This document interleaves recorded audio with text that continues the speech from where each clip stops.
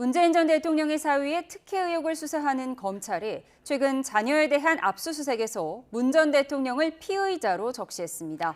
이상직 전 의원을 중소벤처기업진흥공단 이사장에 임명하는 대가로 사위가 취업해 받은 급여와 자녀의 태국 이주비 등이 뇌물이라는 판단입니다. 신지원 기자가 보도합니다. 검찰이 문재인 전 대통령의 딸 다혜 씨의 주거지와 별장 등을 압수수색하며 제시한 영장에는 문 전 대통령이 뇌물수수 혐의의 피의자로 적시됐습니다.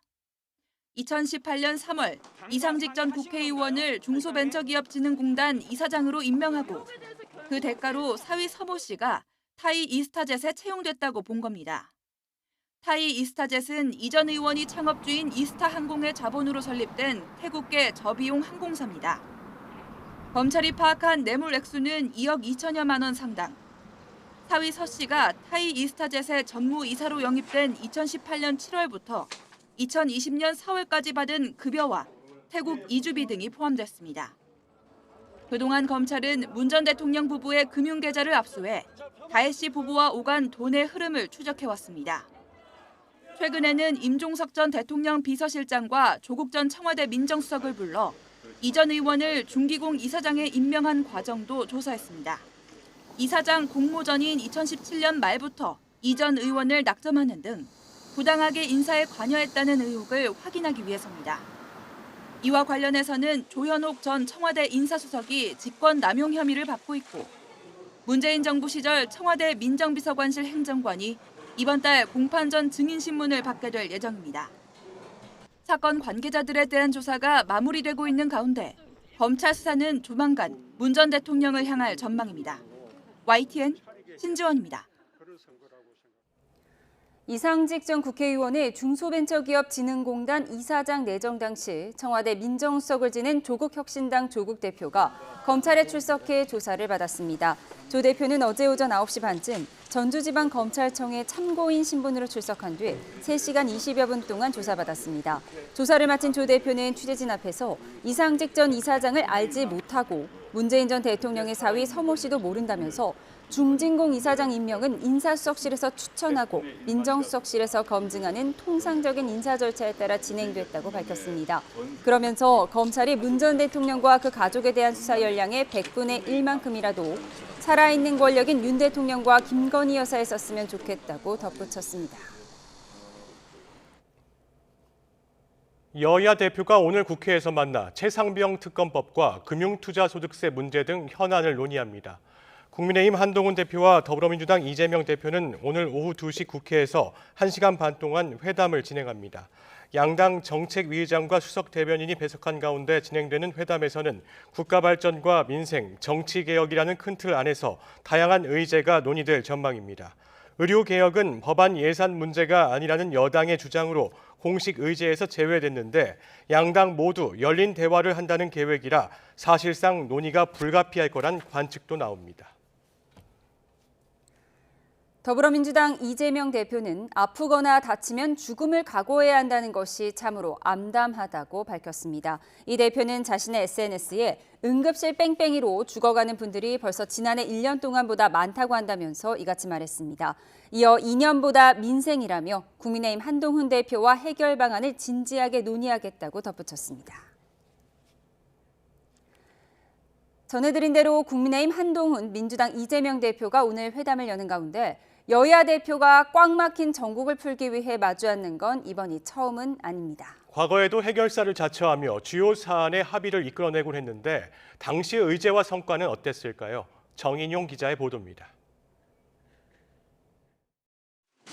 바로 직전 여야 대표회동은 코로나19가 맹위를 떨치던 지난 2021년 7월이었습니다.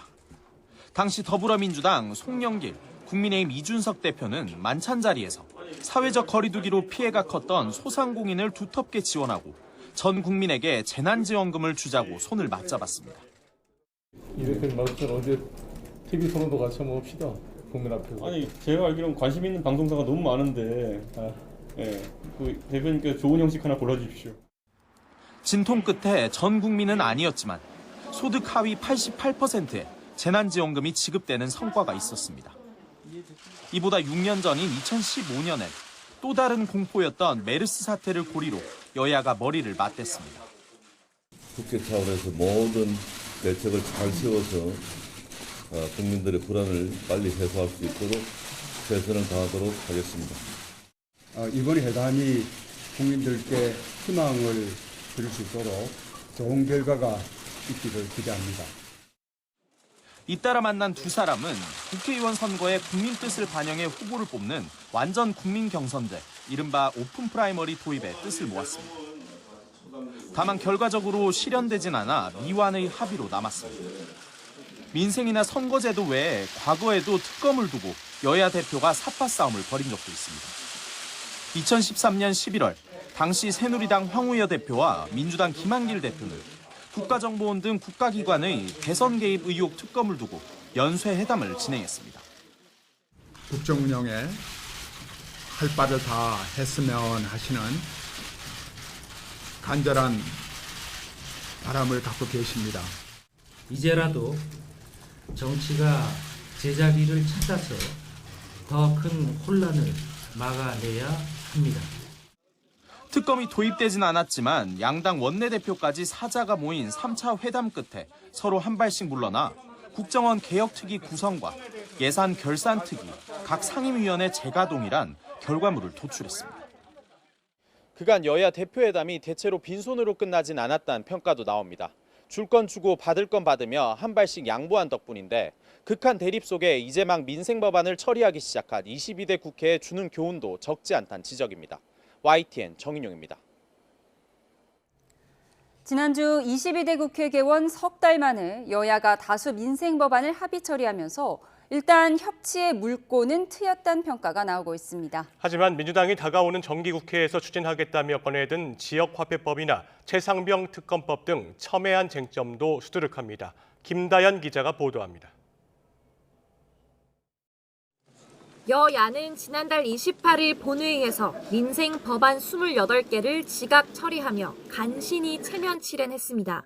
정쟁으로 얼룩졌던 22대 국회에서의 첫 성과란 평가도 나왔는데 모처럼의 협치 분위기도 잠시 하루 만에 입법 신경전이 이어졌습니다.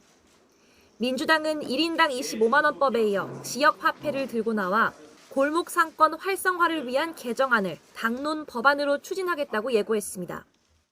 지역화폐 개정안을 당론 법안으로 추진해 소비를 지원하고 골목 상권을 활성화하여 내수 경기를 회복할 수 있도록 힘쓰겠습니다.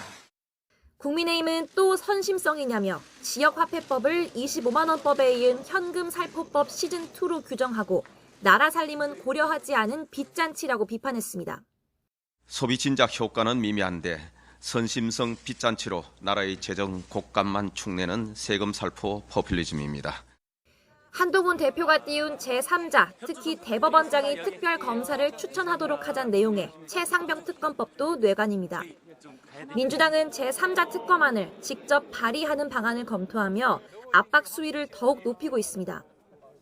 한 대표 제안처럼 대법원장이 특검을 추천하되 국회의장이 최종 후보군을 압축하는 방안 등이 물망에 오른 거로 알려졌습니다. 사실상 대통령실의 눈치를 국민의힘이 보고 있는 상황이라서 그래서 민주당이 생각하는 3자가 특검을 추천할 수 있는 방안을 강구하겠다. 국민의힘 내에선 현 국회의장이 민주당 출신임을 고려한 뻔히 보이는 수란 비판과 함께 여당 내 균열을 노리는 것 아니냐는 의심의 눈길이 짙습니다. 공수처 수사 결과를 본 뒤에 특검을 논의해도 늦지 않고 당내 이견이 있는 제3자 특검안은 아직 논의가 더 필요하다는 게 당 공식 입장입니다. 탄핵과 청문회와 특검이 범람하는 그런 국회는 되지 않아야 된다고 생각합니다. 현재 수사 결과가 발표가 되고 나서 그것이 미진하다고 판단되는 예외적 상황에서 특검이 있어야 된다고 생각하고 있고 방송 4법을 포함해 노란봉투법, 25만 원법 등 대통령 제2요구로 국회로 돌아온 법안도 여야 입장차가 극명한 만큼 여전한 갈등 요소입니다.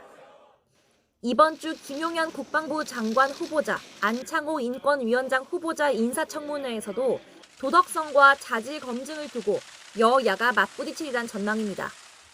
여야는 또 쟁점들이 산적해 있는 올해 정기국회 국정감사에 이어 내년도 정부 예산안 심사에서도 재정 운영 방향과 세제 개편 등을 놓고 치열한 주도권 싸움을 벌일 거란 관측이 나옵니다. YTN 김다연입니다. 의대 정원 증원 문제를 둘러싼 윤석열 대통령과 한동훈 국민의힘 대표의 갈등이 시간이 갈수록 더 커지는 모양새입니다. 양측이 서로에 대한 불만을 드러내는 가운데 대통령실에선 한 대표에게 비교적 우호적이었던 참모들마저 등을 돌리는 분위기입니다. 권남기 기자입니다. 112일 만에 기자회견에서 윤석열 대통령은 한동훈 국민의힘 대표의 이름을 입에 올리지 않았습니다. 한 대표 그리고 당과의 소통은 잘 되느냐는 질문에도 당정 간에 문제 없다며 한 대표와의 관계에 대해선 답변을 피했습니다. 다양한 현안에 대해서 다양한 의견이 나오는 것이 또 자유민주주의 아니겠습니까? 윤 대통령은 같은 날 저녁 국민의힘 의원 연찬회에도 참석하지 않았습니다. 취임 이후 모든 여당 연찬회 워크숍에 참석했지만 한 대표 체제 첫 연찬회는 건너뛴 겁니다. 한동훈 대표는 대통령실과 정부가 의료개혁 필요성을 설명하겠다며 만든 자리에 불참했습니다. 의대 증원 갈등이 당정 갈등이 아닌 이른바 한정 갈등, 즉 한 대표와 정부 간 갈등이 아니냐는 질문엔 대통령실을 지목하며 불편함도 숨기지 않았습니다.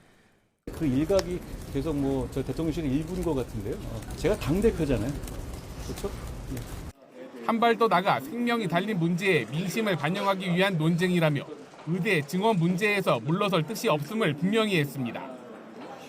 윤 대통령이 과학적 근거에 기반했다며 증원 유예안을 받아들이지 않겠다는 의지를 재확인한 지 하루 만에 나온 여당 대표의 입장입니다. 오히려 줄여라 이렇게 얘기를 하고 있거든요. 국가가 정부가 어떻게 해야 되겠습니까? 윤 대통령과 한 대표의 공개 갈등을 두고 양측에선 서로의 소통 방식이 문제라고 지적합니다. 한 대표 주변에선 윤 대통령의 잘못을 충돌 없이 바로 잡으려 하지만 대통령실이 최소한의 공간조차 허용하지 않으려 한다. 반면 대통령실에선 총리의 설명 이후에도 SNS에 글을 올리는 등 윤 대통령을 도발하는 듯한 한 대표의 스타일을 이해하기 어렵다는 비판이 나옵니다. 두 사람 감정의 고를 알면서도 당정 화합을 강조하던 일부 대통령실 참모들마저 한 대표에 대한 실망감을 드러내는 분위기도 감지됩니다. 윤한 갈등을 진화하고 소통하려는 양측의 의지가 줄어드는 상황에서 올해 초부터 이어진 두 사람의 공개 충돌에 여권의 피로감은 갈수록 커지는 모습입니다. YTN 권남기입니다.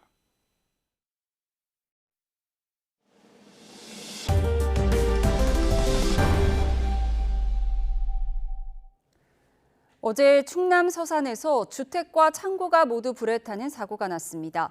또 인천 쿠팡 배송센터 주차장에서는 분신으로 추정되는 불이 나 40대 남성이 크게 다쳤습니다. 윤성훈 기자의 보도입니다. 폭격을 맞은 듯 주택과 창고가 주저앉았습니다. 제 형체를 잃은 철제 패널과 목재엔 그을린 흔적이 가득합니다. 어제 오후 충남 서산시에 있는 창고에서 난 불이 주택으로 옮겨 붙으며 모두 무너져 내렸습니다. 주택에 거주하던 50대 남성이 스스로 대피하면서 다친 사람은 없었습니다.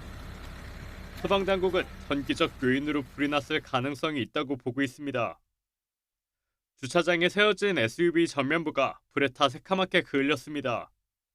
옆에 세워져 있던 다른 자동차 2대도 함께 불에 탔습니다.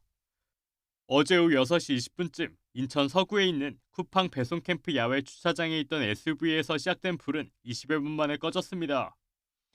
40대 남성이 전신 화상을 입고 병원에 옮겨졌는데 소방당국은 이 남성이 스스로 불을 지른 것으로 보고 구체적인 원인을 조사하고 있습니다. 승용차 한 대가 불길과 연기에 휩싸였습니다. 오늘 새벽 0시 20분쯤 경부 고속도로 주감휴게소 인근을 달리던 내연기관차에서 불이 났습니다. 불은 10여 분 만에 꺼졌고 다친 사람도 없었습니다. 소방당국은 엔진 과열에 따른 화재 가능성을 살펴보고 있습니다. 아파트 주차장에 세워진 내연기관 SUV에서 불이 났습니다. 불은 50여 분 만에 꺼졌는데 30대 남성 한 명이 연기를 마셨습니다. 소방당국은 구체적인 화재 원인을 조사하고 있습니다. YTN 윤성훈입니다. 어젯밤 9시쯤 서울 상계동 도로에서 80대 여성이 주행하던 오토바이에 치였습니다. 이 사고로 80대 여성이 병원에 옮겨졌는데 생명에는 지장이 없는 것으로 전해졌습니다. 경찰은 구체적인 사고 경위를 조사하고 있습니다. 전남 나주시에 있는 폐기물 재활용 공장에서 난 불이 사흘 만인 어제 오후 4시 50분쯤에 완전히 꺼졌습니다. 사흘 전인 29일 밤 11시 40분쯤 시작된 불은 3시간여 만에 큰 불길에 잡히면서 다친 사람은 없었습니다. 소방당국은 가연성 물질인 폐기물이 많아 진화에 많은 시간이 걸렸다고 설명했습니다. 어제 서울 강남에서 도로 일부가 내려앉았다는 신고가 접수됐습니다. 최근 연희동에서 땅 꺼짐 현상이 발생하며 2명이 크게 다치는 사고가 있었던 만큼 시민들은 불안을 호소했습니다. 유서연 기자가 보도합니다. 서울 지하철 9호선 원주역 6번 출구 인근입니다. 왕복 6차선 도로 일부가 내려앉은 모습입니다.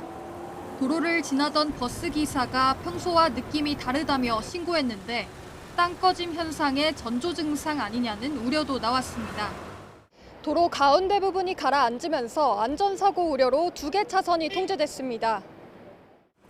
다행히 땅 꺼짐 현상으로 이어지지는 않았는데 최근 서울 연희동에서 차도에 구멍이 나 2명이 크게 다치고 부산에서도 땅 꺼짐 소식이 잇따르면서 시민들은 불안을 호소했습니다. 좀 많이 불안한 것 같아요. 제가 운전을 하면서 조심한다고 그게 피해지는 것도 아니고 그냥 싱크홀이 발생하면 제가 넘어가는 건데 그런 부분이 되게 두렵습니다. 특히 언주역 인근에서는 지난해 3m 깊이의 땅 꺼짐 현상이 발생한 적이 있어 우려가 컸던 상황. 당시에는 상수도관 파손이 원인으로 밝혀졌는데 이번엔 상하수도관에는 이상이 없는 것으로 관계당국은 보고 있습니다. 하수관은 이상이 없다고 연락 왔어요. 아, 그래요? 이상 네, 없어요? 상수도관도 이상 없고요. 그냥 자연적으로 좀 내려앉은 거죠. 차들이 많이 돌아다니고 하니까 날씨도 뜨겁고 하면 콘크리트가 좀 녹기도 하고. 관계당국은 도로가 무너질 위험은 없는 것으로 보고 내려앉은 부분을 새롭게 포장해 보강하기로 했습니다. 갑작스러운 땅 꺼짐 현상은 인명피해로 이어질 수 있는 만큼 작더라도 전조 증상으로 의심되는 변화가 보이면 지체 없이 신고해야 한다고 전문가들은 강조했습니다. YTN 유서연입니다. 추석이 2주 앞으로 다가온 가운데 전국 곳곳에서 잇따라 아프리카 돼지열병이 발생하고 있습니다. 이번에는 경기 김포의 양돈 농가에서 돼지열병이 확인됐는데 정부는 돼지고기 수급에 차질이 생기지 않도록 방역 강화에 힘을 쏟고 있습니다. 이경국 기자입니다. 경기도 김포에 있는 한 양돈 농가입니다. 입구에는 출입금지 울타리가 쳐졌고 너머에선 도로를 향해 쉴 새 없이 소독약이 뿜어져 나옵니다. 아프리카 돼지열병이 발생해 방역당국이 긴급 방역 조치에 나선 겁니다.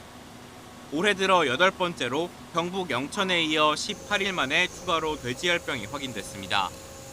중앙사고수습본부는 방역에 총력을 쏟고 있습니다. 즉시 역학조사에 나섰고 농장에서 기르던 돼지 3,900여 마리도 모두 살처분하기로 했습니다.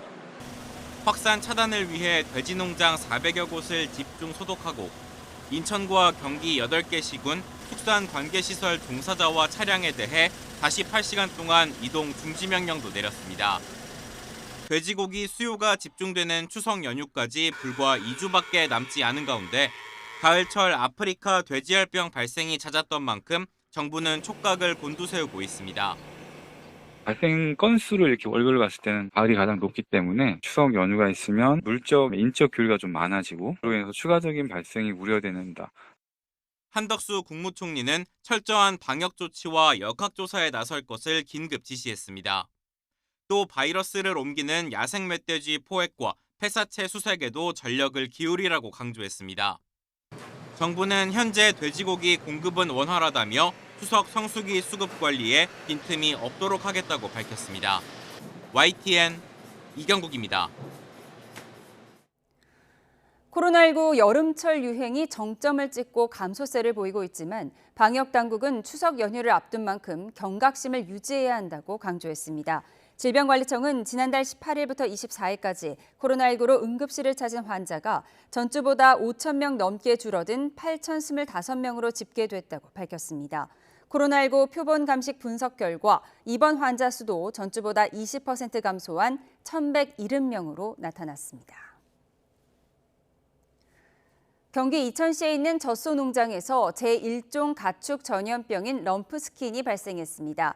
럼피스킨 가축질병 방역대책본부는 어제 경기 이천시 농장에 있던 젖소 4마리에서 럼피스킨 양성이 확인됐다고 밝혔습니다. 방대본은 확산 방지를 위해 해당 농장의 농장 출입을 통제하고 있으며 감염이 확인된 소는 매몰 처분할 예정이라고 설명했습니다.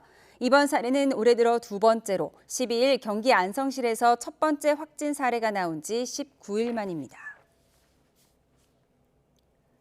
사회적 공분을 산 학교폭력 사건이 잇따르자 정부가 지난해 학교폭력 근절 종합대책을 대대적으로 발표했습니다. 하지만 실행 첫 해인 지난 학년도에 오히려 학교폭력이 증가한 것으로 조사돼 대책 실효성에 의문이 제기됐습니다. 이문석 기자입니다.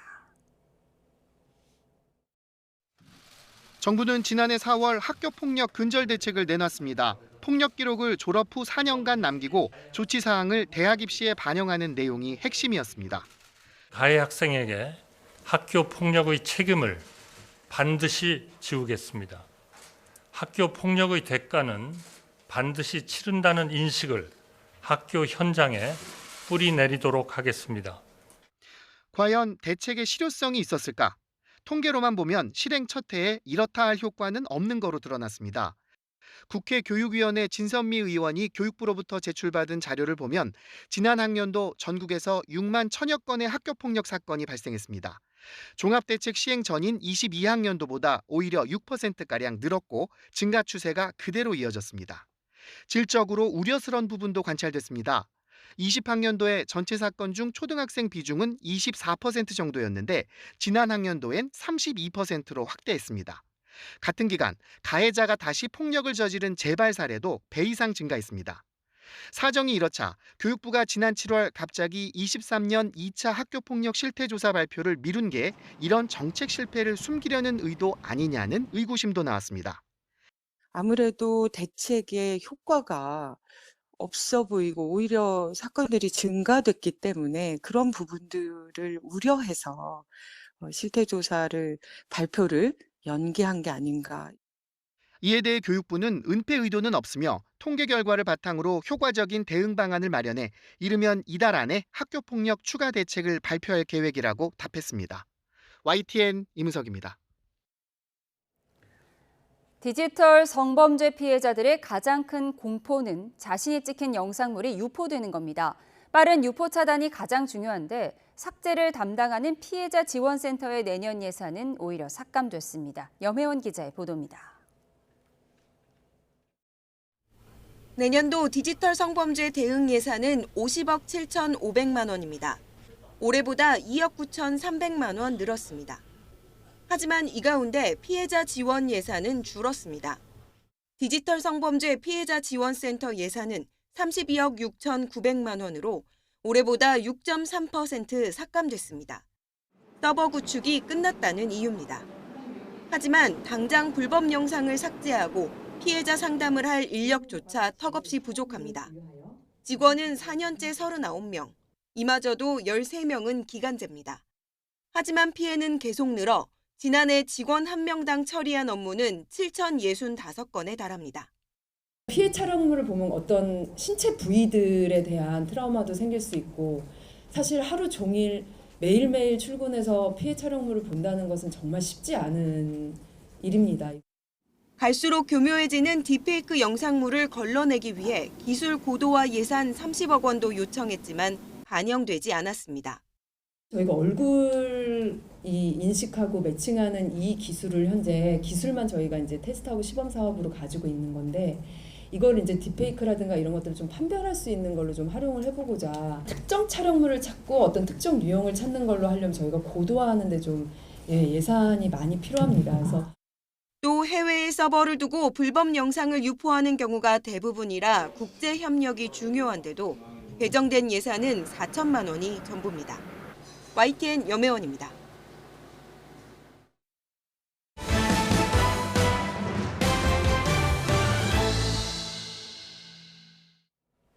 차에서 캠핑을 즐기는 이른바 차박족들이 전국 주요 관광명소 주차장을 점령하면서 불편을 겪는 경우가 많았는데요. 이번 달부터는 법이 개정돼 이를 단속할 수 있는 근거가 생겼습니다. 이 밖에 이번 달 달라지는 법령들을 김대겸 기자가 정리했습니다. 공영주차장 곳곳이 캠핑카들로 가득 차 있습니다. 가스불을 피워가며 요리를 해먹는 건 물론이고 여기저기 빨래까지 널려 있습니다. 먹다 버린 음식물들은 일반 쓰레기와 뒤섞여 악취를 풍기고 알아서 치워주겠지 하는 마음에 버리고 간 쓰레기 더미들은 산을 이뤘습니다. 기껏 설치해놓은 경고 안내문과 감시 카메라마저도 양심을 저버린 민폐 차박 앞에선 무용지물입니다. 쓰레기를 무단 투기하지 말아주십시오. 몇 년째 반복되어 온 문제이지만 뚜렷한 단속 규정이 없다 보니 각 지자체와 기관마다 골머리를 앓아왔습니다. 하지만 이번 달 20일부터는 개정된 주차장법이 시행되면서 이 같은 문제점이 해소될 전망입니다.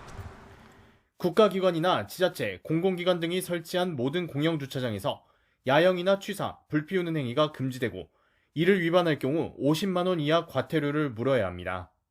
이번 개정으로 지정된 장소가 아닌 공용주차장에서 숙박과 캠핑을 즐기는 행위를 근절해서 환경도 개선하고 또 주차장 관리에 드는 예산도 절감될 수 있을 것으로 예상을 합니다. 이번 달 15일부터는 장애인 등 교통약자의 안전한 보행을 위한 조치도 한층 강화됩니다. 교통약자 이동편의 증진법 개정에 따라 점자 블록에 물건을 쌓거나 방해물을 설치하는 경우는 최대 100만 원까지 과태료 처분이 가능해집니다. 특히 무심코 세워둔 공유 킥보드나 자전거가 점자 블록을 가린 경우에도 과태료를 물 수 있습니다.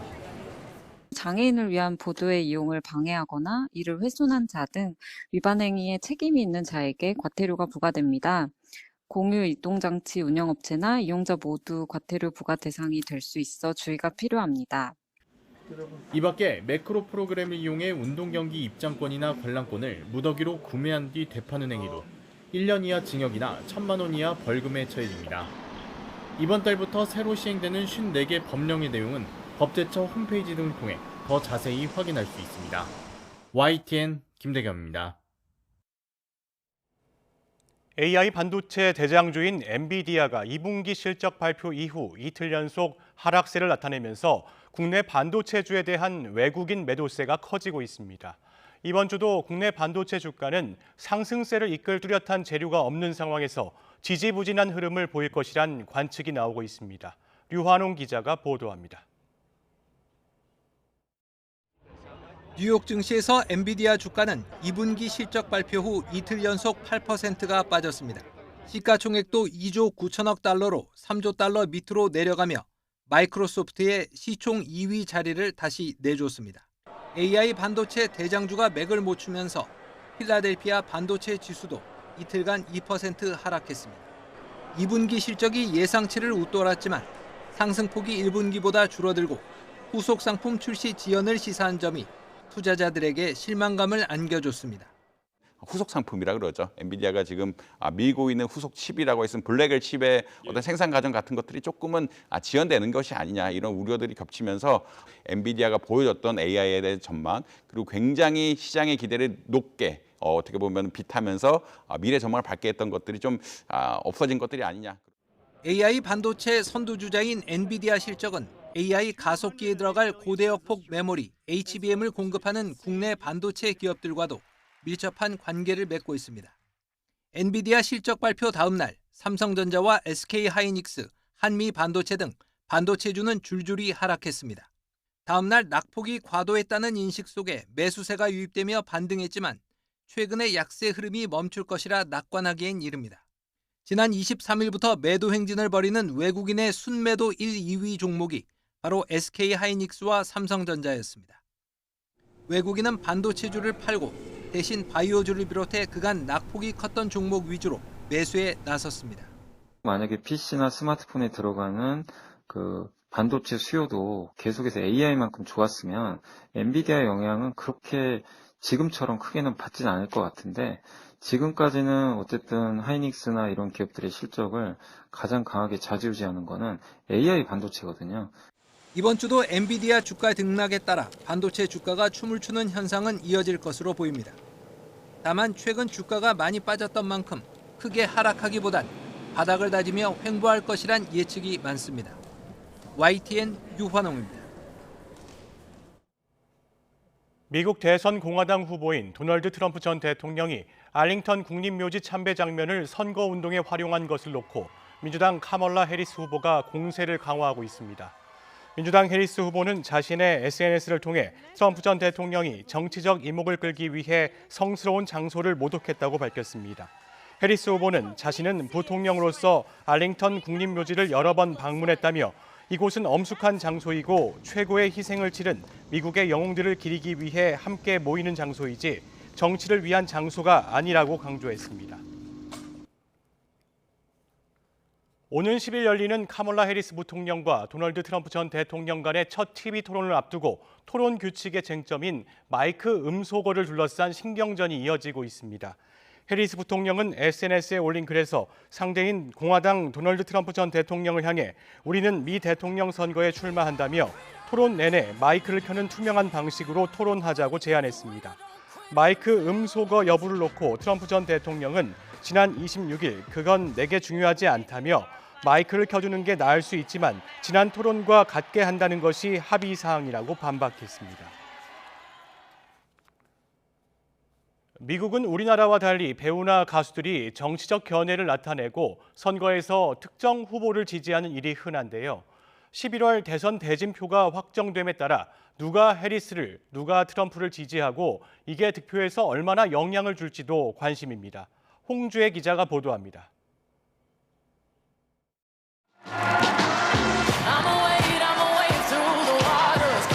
미국 민주당을 오래 지지해온 팝스타 비욘세의 프리덤입니다. 비욘세는 흑인 인권과 자유를 노래한 이 곡을 해리스 부통령이 선거운동에 사용하도록 허락한 것으로 알려졌습니다. 민주당 전당대회 마지막 날 등장할 거란 소문도 무성했지만 현실화하진 않았습니다.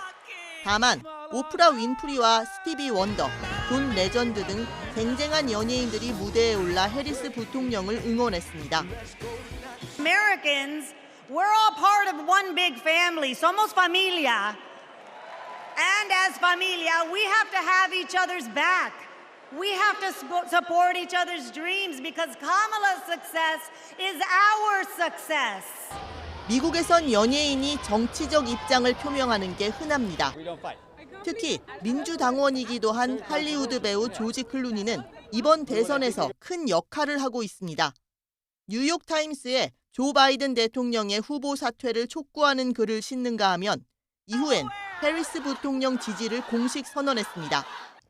바브라 스트라이샌드와 아리아나 그란데 등도 일찌감치 민주당 편에 섰습니다.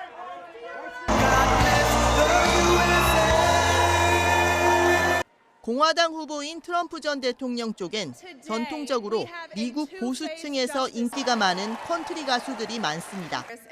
그러나 이른바 셀럽 진용의 인지도나 영향력은 민주당보다 상대적으로 떨어진다는 게 전반적인 평가입니다.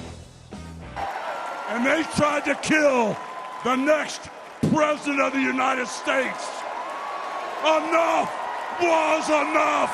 And I said, let Trumpomania run wild, brother.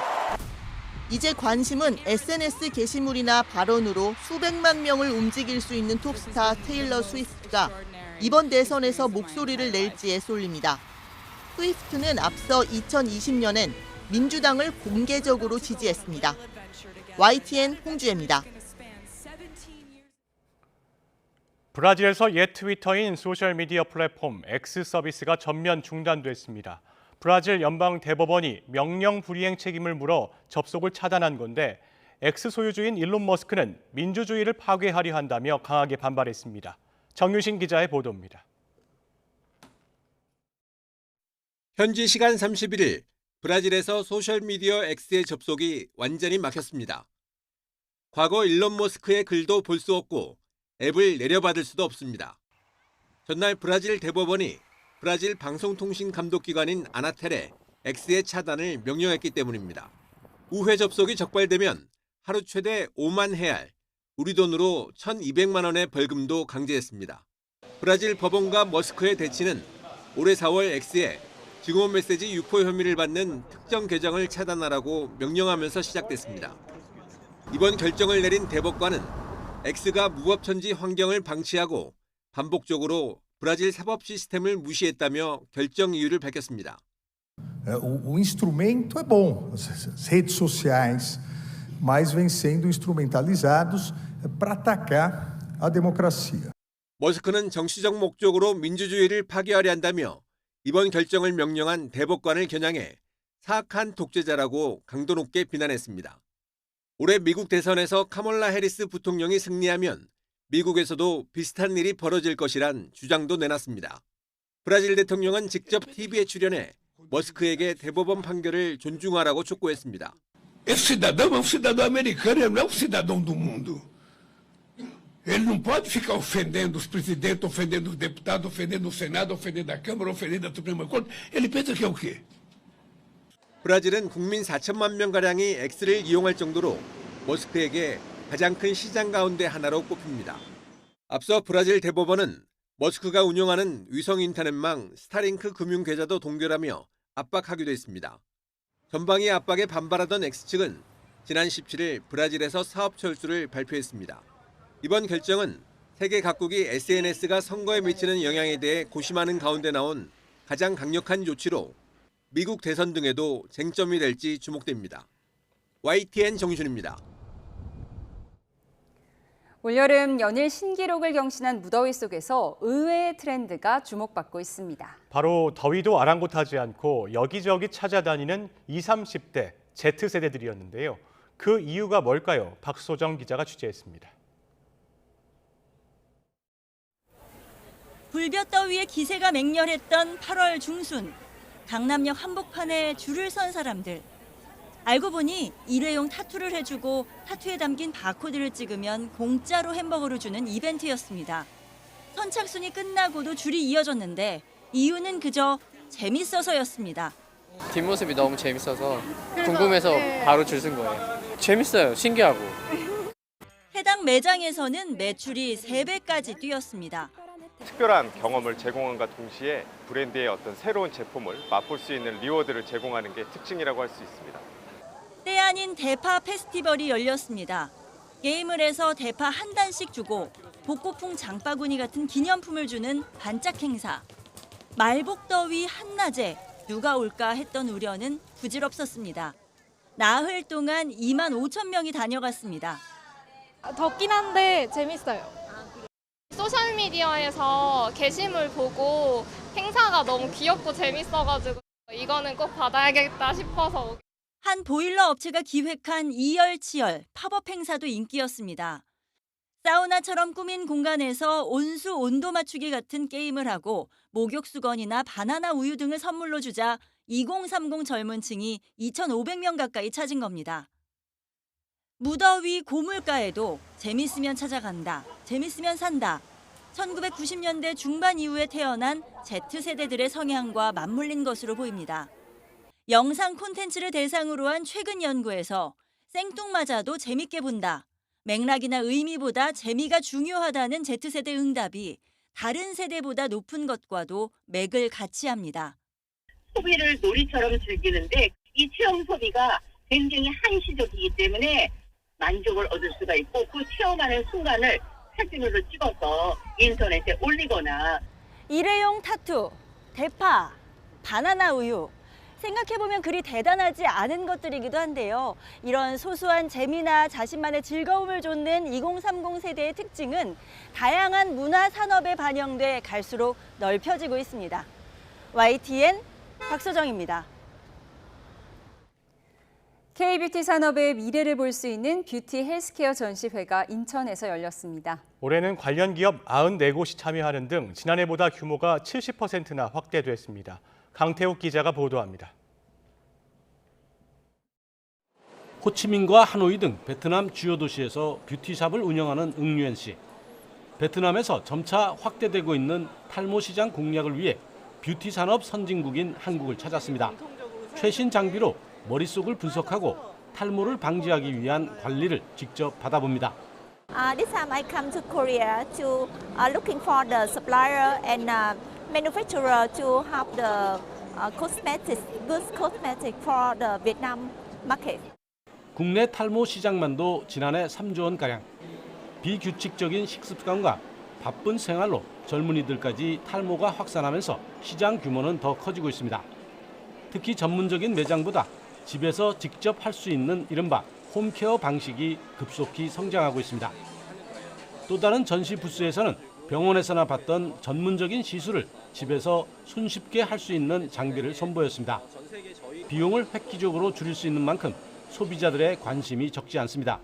병원에서 쓰고 있는 것처럼 피부에 미세한 홀을 낼 수 있도록 레이저가 그 역할을 하고 있습니다. 그래서 레이저가 피부에 미세한 홀을 만들고 그 만들어진 홀로 화장품의 유효한 성분들이 잘 들어가서 그 역할들이 더 배가 될 수 있도록. 지난 2016년 처음 시작한 인천의 뷰티 헬스 케어 쇼는 올해 규모가 더 커졌습니다. 100여 개 가까운 기업이 참여했고 중남미와 유럽까지 확대되면서 해외 참가국이 13개로 늘었습니다. 인천이 전국에서 화장품 원료, 원자재가 가장 많은 도시입니다. 그래서 그 기업들이 8호를 개척할 수 있고 해외 수출을 할 수 있는 마케팅 툴을 만들어주기 위해서 이렇게 시작을 했습니다. 사흘간의 이번 전시회에서만 수출 계약 300여 건이 성사된 것으로 전해졌습니다. YTN 강태욱입니다. 충북 단양에서 100여 개의 무덤으로 이루어진 삼국시대 고분군 존재가 확인됐습니다. 고분군 가운데 신라 양식이 담긴 무덤 일부가 먼저 공개가 됐는데 6세기 신라의 단양 일대 진출을 뒷받침한다는 평가를 받고 있습니다. 이성호 기자입니다. 연구사들이 땅을 조심스럽게 파내고 있습니다. 파낸 땅에서 직사각형의 돌무덤이 모습을 드러냅니다. 길이만 5m가 넘고 관 주변에 돌을 쌓아 올린 석관묘입니다. 충북문화재연구원이 지난해 지표 조사를 통해 확인한 140여 개의 고분 가운데 무덤 2곳을 공개했습니다. 무덤이 발견된 곳은 6세기 신라의 한강 진출을 알려주는 단양 신라 적성비 인근으로 신라의 단양 일대 진출을 뒷받침한다는 평가를 받고 있습니다. 근데 그걸 좀 어느 정도 우리가 유추할 수 있는 게 바로 이 적성 주변에 있는 이 고분군이고, 이번에 발굴 조사를 통해서 그러한 어떤 시기성 자체를 어느 정도 확보를 하게 되었다라고 하는 점에서 굉장히 중요한. 이번에 공개된 무덤은 단양 적성에 살던 지배층의 무덤으로 금동 귀걸이와 굽다리 접시 등 유물 5점도 출토됐습니다. 하지만 고분 내부에서 과자 봉지 등도 발견돼 도굴 등 훼손의 흔적도 확인할 수 있었습니다. 조사가 좀 빨리 이루어졌으면 이렇게 훼손이 좀 안 되고 도굴이 안 됐을 텐데, 이게 좀 조사 과정에서는 도굴이 되어 있는 상태들을 보면서 안타까움이 있었습니다. 충북 단양군은 이번 발굴을 토대로 계속 적성비와 금굴 등을 연계해 문화유산으로 지정하고 역사 교육적 공간을 조성할 계획입니다. 또 역사문화공원으로 다 만들고서 또 우리 사회교육이라든가 학교교육 이런 관광과 연계하고 그래서 지역경제를 활성화시키고 그런 교육적 공간으로다가 활용할. 신라의 한강 유역 진출의 역사성을 밝힐 자료가 될 단양 적성 고분군. 미 발굴된 상당수 고분이 남아있는 만큼 발굴 조사가 시급하다는 지적이 나옵니다. YTN 이성호입니다. 우리나라의 박진호 선수가 파리 패럴림픽 사격 R1 남자 100m 공기소청 입사 결선에서 금메달을 따냈습니다. 전날 P1 남자 100m 공기권총에서 조정두가 금메달을 따는 데 이어 나온 우리 선수단의 2번째 금메달입니다. 체대 출신의 박진호는 25살이던 지난 2002년에 낙상사고로 척수장애를 입고 재활 중 의사의 권유로 사격에 입문했습니다. 그리고 지난 도쿄 패럴림픽에서 은메달과 동메달을 하나씩 따냈고 파리에서 자신의 패럴림픽 첫 금메달을 따냈습니다. 윤석열 대통령은 파리 패럴림픽에 출전한 대한민국 선수단의 값진 메달이 이어지고 있다며 마지막까지 국민과 함께 힘껏 응원하겠다고 밝혔습니다. 윤 대통령은 어제 자신의 SNS에 어려움을 극복하고 한계를 넘어 최고의 성취를 거두고 있는 83명의 선수와 지도자에게 박수를 보낸다며 이 같은 글을 올렸습니다. 이어 이번 대회 첫 메달을 따낸 여자 사격의 이윤리 선수나 특전사 복무 중 장애를 입은 사격 서훈태 선수의 동메달 등을 언급하며 여러분이 정말 자랑스럽다고 강조했습니다.